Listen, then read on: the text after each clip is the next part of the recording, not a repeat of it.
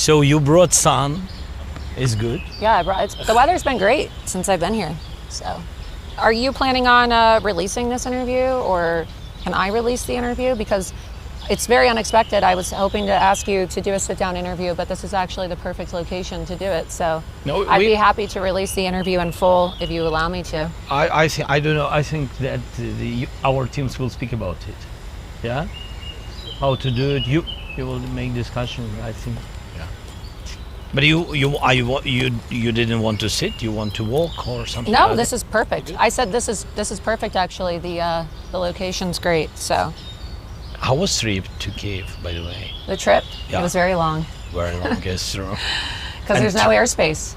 Yeah. There's no way to fly here. So I had to take the train from Poland, which was nice. It was an experience. Yeah, it was fun. New experience. Yeah, it took like 30 hours to get here, though. It took a very long time. From the United States? Yeah. The car is not comfortable, but quicker. Yeah.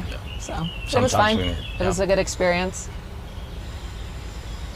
I got to see a lot of the destruction when I was coming in, so it gave me a good idea as to, how much of Ukraine has been destroyed by Russian missiles and drones. Absolutely. And thank you so much. And I saw, by the way, very cool video where you are in Lukyanovka. Yeah, you went to McDonald's. I went to McDonald's, yes. Yeah. President Trump's favorite fast food restaurant. But they destroyed this place. Yes. And they destroyed so many times. I was there after attacks. Several times I was there. And it's so strong people. Really, I can't even imagine how it would be. They live there. And of course, after alarms, they go to bomb shelters. But really with children, with dogs, with animals. So it was very sad. Yeah, but it's really shocking to me. And I guess I've been to Israel, so I've seen, people in other countries respond this way as well. It's just how resilient the people of Ukraine are, because if that were to happen in the United States, the police would block off the entire street and nobody would be able to access it for safety reasons. It would be like a criminal zone, right? A crime zone. And so it was very interesting to see the McDonald's sign and then eating my burger and my French fries and my Coca-Cola with a blown out building from a ballistic missile, and people couldn't believe it. I'm sure you saw the comments online, but it's a testament to how resilient people are, ordering their food, walking around, going grocery shopping, taking their dogs out. It's almost like they're so used to it, it doesn't even affect them, but it's an American business, and I think that a lot of Americans need to see that it does affect our country because, I'll admit, I've said some pretty terrible things about Ukraine and terrible things about you as well, openly on social media. I mocked you. I, was part of the group of people in the United States who was very frustrated by the state of my country.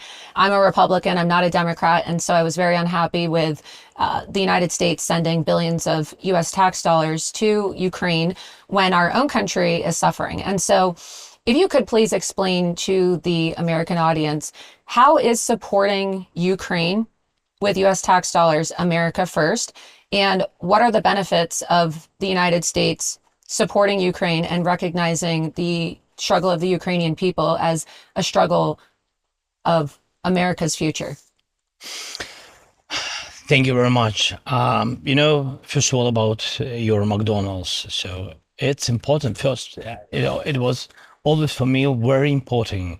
Even during first Oval Cabinet with President Trump, I always tried just to say only one thing, that it's so important for us that American people, if they can come, if they can find, these 30 hours, yes, it's too long, but in any way, if they can come and just live with us a little bit, 1 day, 2 days, not too much. I understand everybody is busy, but just to live and to see the life, to see it's a bit the death, to see this difference like you saw here, everything is destroyed after missiles, and near McDonald's worth, and near children are smiling. Yes, so it's the resilience of our people, but it's also very symbolic that Russia brought to us this war and why we fought.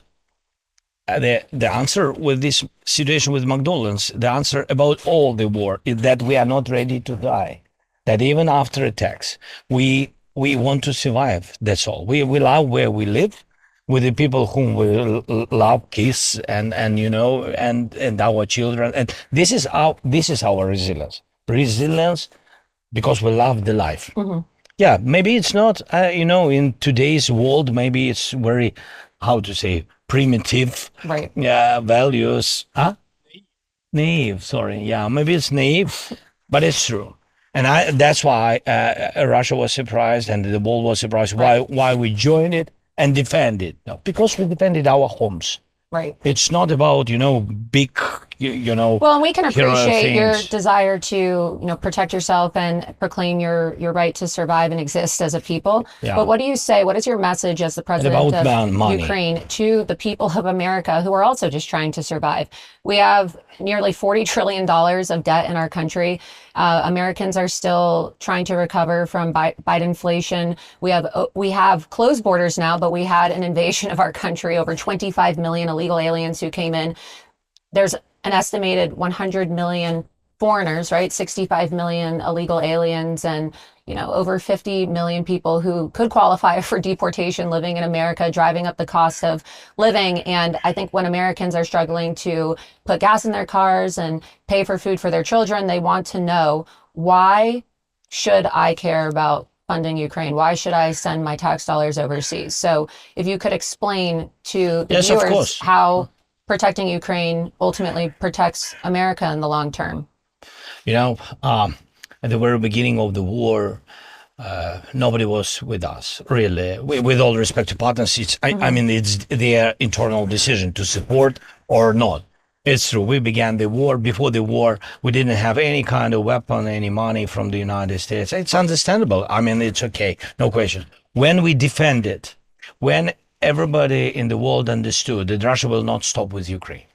So they began these, massively narratives that Ukraine and others who've been invited to NATO before, and it said, we've been not in NATO, but they, tried to occupy us because they wanted to build USSR, Soviet Union. I think between us, I think that Soviet Union is the most dangerous enemy for the United States. Not only for your democracy, way of life, or all these things what you said, or private sector, or business, and etc. It was during 70 years, and it will continue because the most global idea of Putin is to take everything back.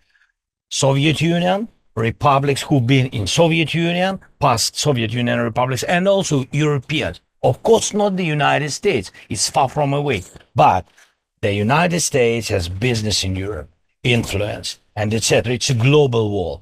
Then, if Russia will be a Soviet Union again, and they had a chance, until now they had this mission and idea, if they will have Soviet Union, you will get China and Soviet Union, the biggest empire, the biggest army in the world, and they will be really bigger than the United States, and it will be dangerous for you. That's That's why. their goal with multipolarity. Yeah, but I think this is important to understand that Ukraine by ourselves been the wall of all these dreams of Putin. That is the first.